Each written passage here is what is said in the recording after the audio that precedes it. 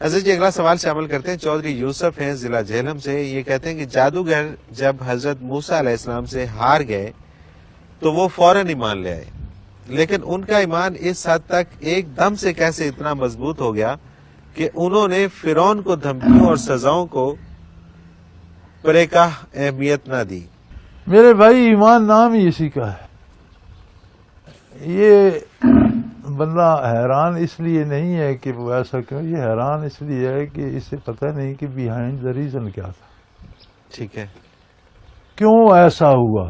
اصل سوال یہ ہے، صحیح. اصل سوال یہ نہیں کہ وہ کیوں، اصل سوال یہ ہے کہ وہ ایک دم اتنے مضبوط مسلمان کیسے ہو گئے. یہ ان پر اللہ کا احسان تھا. آپ نبی کریم صلی اللہ علیہ وسلم کی حیات طیبہ میں مطالعہ کریں، اللہ آپ کو توفیق دے اور اس پڑھنے کی سعادت دے، تو آپ دیکھیں گے کہ مشرکین و کفار میں جنہوں نے آپ کی توہین کی اور ذاتی حملے کیے یا ذاتی جملے کسے، انہیں ایمان نصیب نہیں.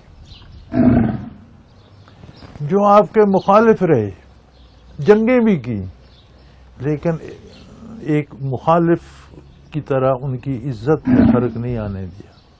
ایک مخالف سمجھا، ایک مخالف لیڈر سمجھا، وہ مسلمان ہو گئے. بدر میں حضور کے خلاف لڑے اور پھر انہیں ایمان بھی نصیب ہو گیا. انہوں نے توہین نہیں کی تھی. آپ قرآن کریم کو دیکھیں غور سے تو آپ دیکھیں گے کہ جب وہ مقابلے کے لیے آئے تو ان کو امیدیں تو فرعون سے وابستہ تھیں، اور انہوں نے کہا ان لنا لاجرا ان کنا نحن الغالبین. بھئی اگر ہم جیت گئے تو بادشاہ سلامت، پھر ہم انعام کے حقدار ہوں گے، ہمیں انعام آپ کی شان اور اس کے مطابق. یہاں علماء یہ لکھتے ہیں کہ جادو سے دولت پیدا ہوتی تھی، یہ فرعون سے کیوں مانگ رہے ہوتے؟ کیوں مانگتے ہیں؟ بالکل ٹھیک. یہ جو لوگوں میں وہم ہے کہ جادو سے یہ کر دیا، تو یہ بڑے جادوگر تھے مانے ہوئے، تو پیسہ تو فرعون سے مانگے. لیکن جب مقابلے کے لیے میدان میں آئے تو انہیں یہ نہیں پتا تھا یہ اللہ کا نبی ہے، ورنہ پہلے مانا. یہ وہ جانتے تھے اگر جادوگر بھی ہے تو بہت استاد ہے یار، جس نے فرعون کو مصیبت میں ڈال دیا اور ہمیں بھی آنا پڑا. انہوں نے ادب سے گزارش کی کہ حضرت ہم اپنا کمال دکھائیں گے یا آپ مہربانی، ہمیں اجازت ہے یا آپ کریں گے. یہ جو ادب تھا اس نے انہیں نور ایمان عطا کر. سبحان اللہ.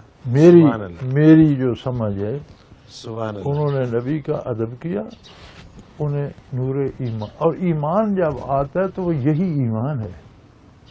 ایمان جب آتا ہے تو یہ جو ہمارے پاس 50-50 ہے نا، کہ تکلیف ہوئی تو نہیں، کچھ نہ ہوا تو پھر کر لیں گے، یہ ایمان نہیں ہے. یہ صحیح ایمان نہیں ہے، کمزوری ہے. ایمان اسی کا نام ہے پھر کائنات ادھر سے ادھر ہو جائے. اچھا، دوسری عجیب بات جو اس بندے نے غور نہیں کیا وہ یہ ہے کہ ان کا ایمان اس درجے کا تھا کہ آخرت ان پہ منکشف ہو گئی. انہیں کوئی موسیٰ علیہ السلام کی تعلیمات کا پتہ تھا، انہیں کوئی برزخ کا پتہ تھا، قیامت کا پتہ کوئی نہیں تھا. لیکن جب فرعون نے سزا سنی، انہوں نے کہا بے وقوف، تو یہاں میں سولی دے دے گا، دیکھ آخرت میں کیا ہو رہا ہے، وہاں ہماری عزت ہوگی، اللہ میں شہداء میں داخل کرے گا، ہم پر انعام فرمائے گا، ہمارے لیے جنتوں کے دروازے کھول دے گا. سبحان اللہ. یہ جب ایمان نبی کے ساتھ ہوتا ہے تو وہبی طور پر، عطائی طور پر علم کا سمندر نبی کے قلب سے مومن کے قلب میں آ جاتا ہے. یہی ایمان کا تقاضا ہے. صبح کا سورج انہوں نے جادوگر دیکھا، اسی سورج نے ڈوبتے ہوئے انہیں شہید دیکھا. نہ یار ان کے پاس نماز کی فرصت تھی، نہ انہوں نے کوئی سیکھی، نہ انہوں نے کوئی روزہ رکھا، نہ کوئی ذکر اذکار کیے. وہ جو ادب کیا تھا نا اللہ کے نبی کا، وہ ضائع نہیں گیا. موسیٰ علیہ السلام جب بچے تھے نہر سے نکالے گئے، فرعون اس کا خاندان بیٹھا تھا. فرعون نے کہا ضرور اسرائیلیوں نے بچہ پھینکا ہوگا، قتل کر دو. تو اس کی بیوی نے کہا نہیں، اور اب بیوی اس کی بے اولاد تھی. فطری طور پر اسے معصوم بچہ، پھر اللہ کا نبی اور رسول تھا، اس کے چہرے پہ وہ جلالت، وہ نور، روشنی اسے پیارا لگا. تو اس نے کہا کہ اساں ینفعنا، یار یا ہمارے لیے فائدہ مند ہوگا، یا ہم اسے بیٹا بنا لیں گے. معصوم بچے کو کیوں قتل کر، کتنا پیارا بچہ ہے. اب اسے نہیں پتا تھا نبی ہے. محبت آئی وہ اسلام پر مری، مسلمان ہو گئی، فرعون سارا زور لگاتا رہا لیکن اسے یعنی سبحان نبی اللہ، کا ادب سبحان و اللہ، احترام کیا بات، وہ اجر دے جاتا. اجر دے گیا.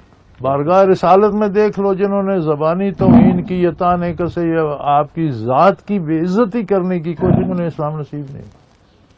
ورنہ مخالفت جو کرتے رہے لیکن احترام قائم رکھا، مسلمان ہوئے. تو میاں ایمان نام ہی اسی کا ہے کہ جب ایمان آتا ہے تو پھر صرف ایمان ہی رہتا ہے. سبحان اللہ، سبحان اللہ.